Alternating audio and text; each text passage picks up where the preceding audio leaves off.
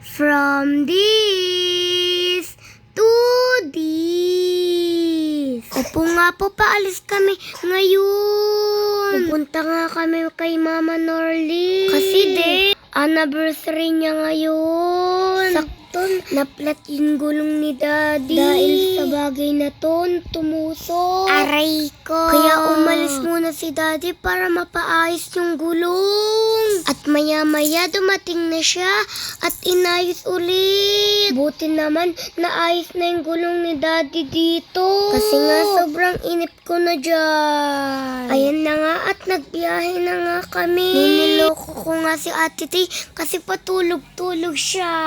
Hindi ko nga namalayan na nakarating na pala kami. Nandyan na nga din yung mga kasama namin. Nakaready na din ang mga food. At eto nga pala si Mama Norly. Ang mama ni Mami.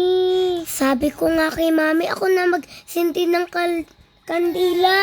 Para matawa naman si Mama Norly sa akin. Kasi hindi ko nga mapatayo. Baka ayaw ni Mama Norly. Pero syempre, joke lang yun, no? At sobrang saya ko ngayon, napatayo ko na. Happy yarn. Eto nga pala ang mga kasama namin. Ang mga kapatid ni Mama Norly. Tapos nga, sinindi na din namin yung isa naming lola.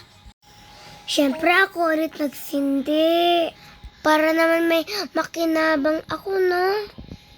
Hinihiram ko ngayon lighter dyan kay Papa. Kasi may naalala akong sindian. Opo, pupunta kami kay Baby Krisha.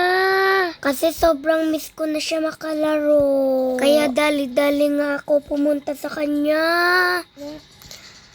Tsaka nga, sinindihan din namin siya ng kandila.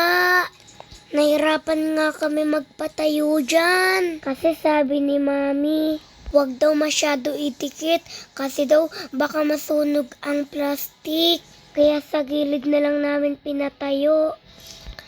At natapos na nga kami dyan. I miss you, Baby Krisha. Pagbalik nga namin, kumakain na pala. Kaya sabi ni Mami, kumain na din daw ako. Kaya nga pinagsandok na ako. Eto nga pala yung mga tita ganda ko.